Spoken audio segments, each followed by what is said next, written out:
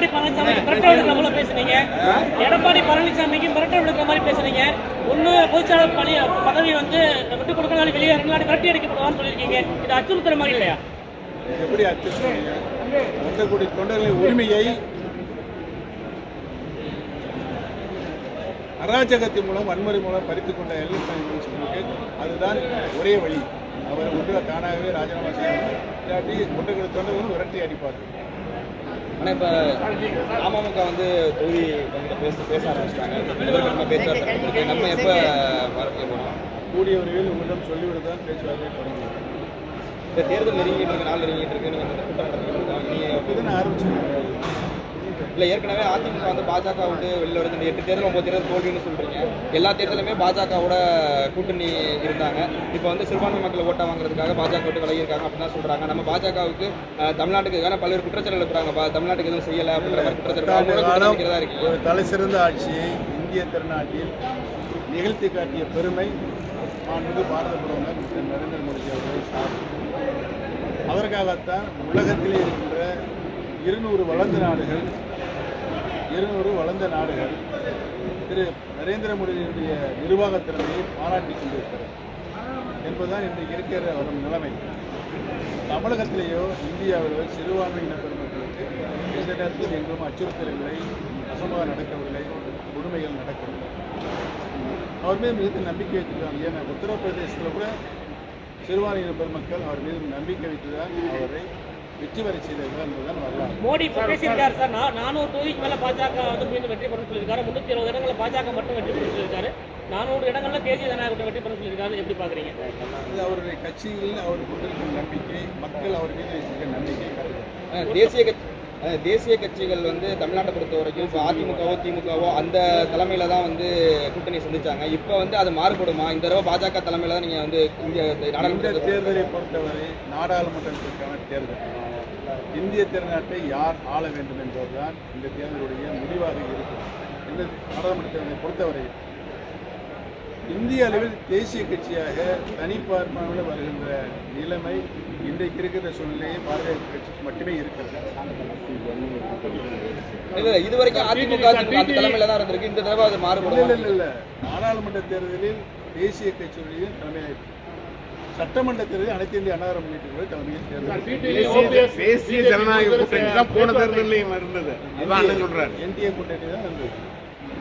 பிஜேபியோட டிடிவியும் ஓபிஎஸ் பேச்சுவார்த்தை தொடங்கினது அப்படின்னு சொல்றாங்க. டிடிவி வந்து 2 தொகுதி கேட்டிருக்காரு அப்படின்னு தகவல் வருது. அது உண்மையா? நீங்க பேச்சுவார்த்தை நடத்திட்டீங்களா? எனக்கு தெரிந்த வரையில் ஆதாரம் இல்லாத அது உண்மையாக இல்லை.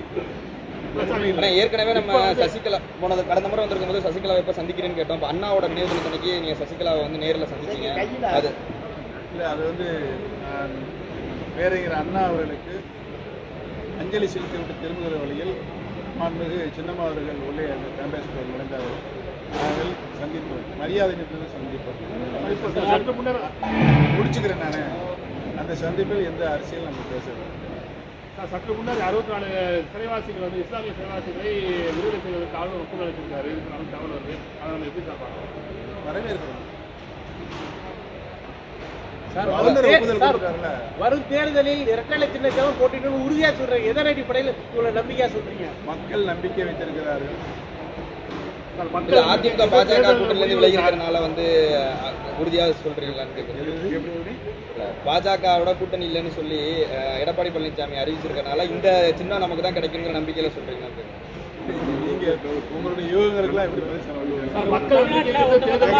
அதாவது அண்ணன் தர்மயுத்தம் ஆரம்பிக்கும் போது 11 எம்எல்ஏக்கள் தான் அப்ப ரெட்டை சின்னம் முடக்கப்பட்டது.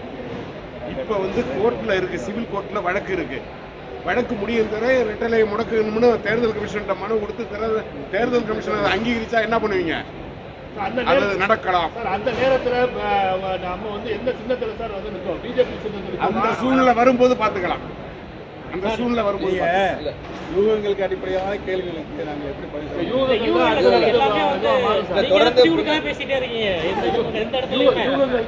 மாறும் சார்? இப்போ தமிழ்நாட்டில்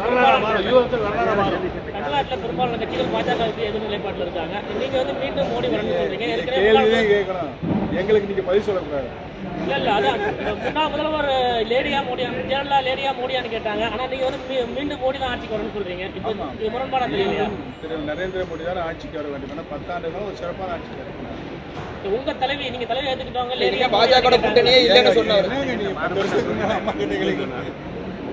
அதே அம்மா 98 கூட்டணி சேர்ந்தாங்க, 2004 கூட்டணி சேர்ந்தாங்க. அரசியல் மாற்றங்கள் இப்ப இருக்கிறது வந்து அண்ணன் சொன்ன கருத்து தான். உறுப்பினர்களோட உரிமை மீட்பிற்கு 2வது தலைமை தான் தொடங்க சொன்னீங்க. ஏற்கனவே முதல் தலைமை எதுக்காக தொடங்கினீங்கன்னு மீண்டும் மக்களுக்கு ஞாபகப்படுத்த முடியுமா சார்? முதல் தலைமை எதுக்காக நீங்க தொடங்கி எப்படியாவது என்னை மாட்டி விடலாம்னு நினைக்கிறீங்க. எந்த காலத்திலும் என்னை மாட்டி விடவே முடியாது. உங்களோட கூட்டணி கை கொடுக்குமா சார்? நீங்க சசிகலா மேடம் 3 பேர் பேச்சுவார்த்தை எவ்வளவு முடிஞ்சுன்னு சொல்றாங்க.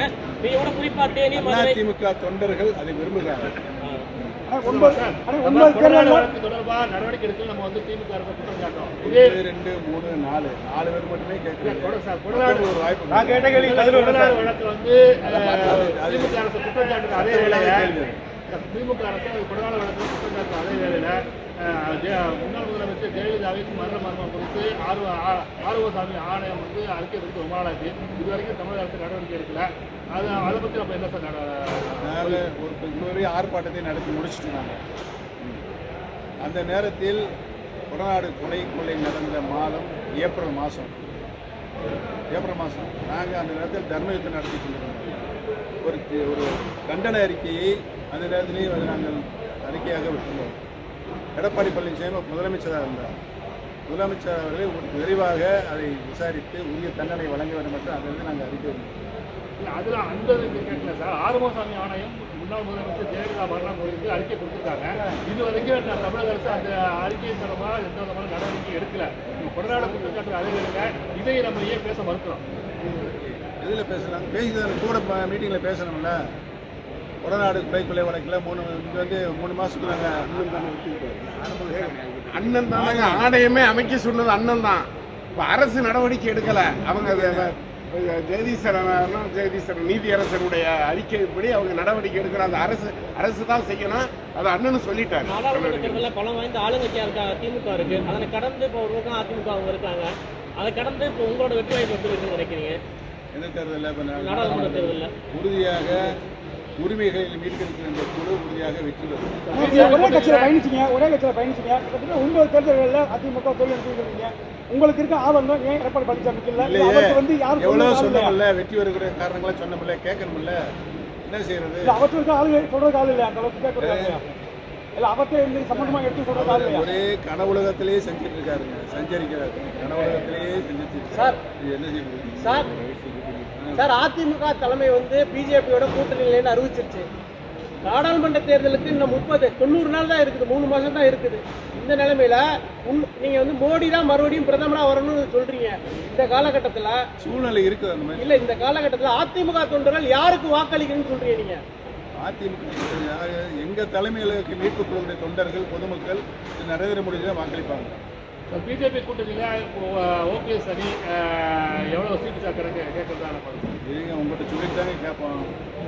5 சீட்டா 10 சீட்டா 20 சீட்டா 30 சீட்டாங்கன்னு உங்கள்கிட்ட சொல்லிட்டு கேட்போம். இதுலயே முரண்பாடு இருக்கு. நீங்க 1.5 கோடி சொல்றீங்க, எடப்பாடி பழனிசாமி 2 கோடி சொல்றாரு. இப்போ 50 லட்சம் இங்கே இருக்குது. அது சுத்த பொய்யுங்க. வாக்காளர் பட்டியலை வச்சு பாம்பளை எழுதி கொலை பண்ணிக்கிறாங்க. இதெல்லாம் போய் எப்படிங்க உருப்படி சேர்க்க முடியும்? ஏங்க நீங்க குறைச்சு மதிப்பீங்களான்னு கேட்கிறேன். அவர் குறைச்சு மதிப்பீங்களான்னு கேட்கிறேன். தொண்டர்கள் ஆதரவு அண்ணன் பக்கம் இருக்கு, அவர்கிட்ட இல்லைன்னு சொல்லிட்டாரு. அது எத்தனை தடவை தான் உங்கள்கிட்ட சொல்றது? சுத்தி வந்தாலும் அந்த பக்கம் வருது. தொடர்ந்து சட்டப்பேரவை கூட்டத்தில் திறக்கும் போது போறான் எதிர்கட்சி துணைத் தலைவருங்கிற கேள்வி மிகப்பெரிய விவாதம் நடந்தது. தம்பி இருங்க, நீங்க பேசி வச்சிருக்கிறது தானே கேளுங்க. எதிர்கட்சி துணைத் தலைவர் போஸ்டிங் வந்து மிகப்பெரிய கேள்விக்குறியா இருக்கு. இதை வந்து திமுக ஆதரவோட தான் நீங்க இருக்கீங்க, அதனாலதான் திமுக எந்த நடவடிக்கை எடுக்கல அப்படி இல்லை. இப்ப நான் எதிர்கட்சி துணைத் தலைவரே இல்லைங்க. நான் அந்த பதவி சட்டமன்ற விதிகளின்படி கிடையாது. எதிர்கட்சி தலைவர்கிட்ட இருக்கு. எதிர்கட்சி தலைவருக்கு மற்ற கட்சியினுடைய நிலைமையை சொல்றாங்க. சபாநாயகருடைய தனி விருப்பம், உரிமையாளர். நீங்க ஒரே பதவி சட்டமன்ற எதிர்கட்சி தலைவர் மட்டுமே இருக்கிறது. வேறு எந்த பதவியுமே சட்டமன்ற விதிகளில் இல்லை என்று ஏற்கனவே சபாநாயகர் தெரிவித்த வழக்கம் இருக்கிறது. எனக்கு தரப்பட்டிருக்கின்ற இருக்கை முன்னாள் முதலமைச்சர் என்ற நிலையில் எனக்கு பதவி அந்த இருக்க ஒதுக்கப்பட்டது. திமுக கூட்டணியில கூட்டணி பேச்சுவார்த்தை தொடர்ந்து போயிட்டு இருக்கு. நாடாளுமன்ற தேர்தல் நெருங்கி வர நிலையில திமுக களத்துல முன்னாடி போயிட்டு இருக்கு நம்ம வந்து நினைக்கிறோம். நம்ம இன்னும் ஒரு கூட்டணி உருவாகல. இப்போ ஒருத்தர் ஒரு கட்சியுடைய சார்பாக நின்று கேள்வியெல்லாம் கேட்டுக்கிட்டு நல்லா புரியுது. எந்த இது இல்லை, நாங்கள் சிரிக்கிறது வருங்க எப்படி கரெக்டாக சொல்றாங்க. அந்த ஒரு நோக்கம் எனக்கு இல்லை சார். உங்களுக்கு இந்த மன வருத்தம் இருக்கா சார்? நம்ம அதிமுக வெட்டி கட்ட முடியலங்கிற மன வருத்தம் உங்களுக்கு இருக்கா? இருக்காதாங்க. 45 வருஷம் இந்த இயக்கத்துக்காக வேண்டிய அடிப்படை உறுப்பினர்லேருந்து ஒரு நகரத்தில் பிரதிநிதியாக வார்டில் பிரதிநிதியாக இருந்து அண்ணா அவங்க 1982 இளைஞர் அணியில் பொறுப்பில் இருந்தார் மாநில செயலாளர். அவர் தான் முதல் எனக்கு வந்து பெரியகுளம் நகர இளைஞரணி துணை செயலாளர் பதவி கொடுத்தார். அந்த பதவியில் இருந்து அதுக்கடுத்த இருப்பது நகர செயலாளராக 8 ஆண்டுகள் தமிழக பெரியகுளம் நகராட்சியில் மாவட்ட எம்ஜிஆர் இளைஞர் செயலாளர், மாவட்ட செயலாளர், நகரமன்ற தலைவர் 2001 இதுவரை சட்டமன்ற உறுப்பினர், மந்திரி, முதலமைச்சர் பதவிகளில் இருக்கலாம். விசுவாசத்துக்கு என்ன ஒரு கட்சியினுடைய தொண்டன் எந்த நிலையிலிருந்து பாடுபடணுமோ அந்த நிலையை தான் நான் பாடுபட்டினுடைய தலைவர் என்ற நிலையில் நான் இதுவரை எண்ணியது கூட கிடையாது. இதை தெரிஞ்சுக்கங்க.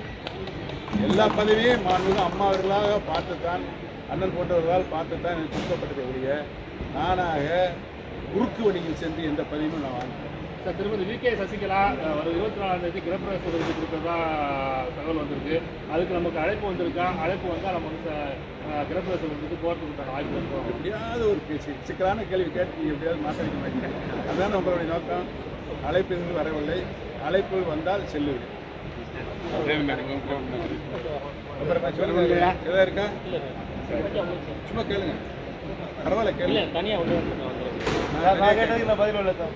சொல்லுங்க. முதல் தர்ம யுத்தத்துக்கான மக்களுக்கு மீண்டும் ஞாபகம் எதுக்காக முதல் தர்ம யுத்தம் நடத்தியதற்கு முன்னாலே இன்றைக்கு இருக்கின்ற சூழ்நிலை என்ன? இன்றைக்கு நாங்கள் யாரை எதிர்த்து நாங்கள் தர்மத்தை நடத்துகிறோமோ நாங்கள் எல்லாரும் மனவிட்டு இன்றைக்கு கழகம்தான் முக்கியம் என்ற நிலைப்பாட்டுக்கு வந்திருக்கோம். சார், வரும் தேர்தலில் குறுகிய காலம் இருப்பதால உங்க அணிக்கு வந்து இரட்டை இலை சின்னம் கிடைக்கவில்லை என்றால் எந்த சின்னத்தில் நாடாளுமன்றத்தில் போட்டியிட போறீங்க? உறுதியாக நாங்கள் இரட்டை இலை சின்னத்தில் நிற்போம்.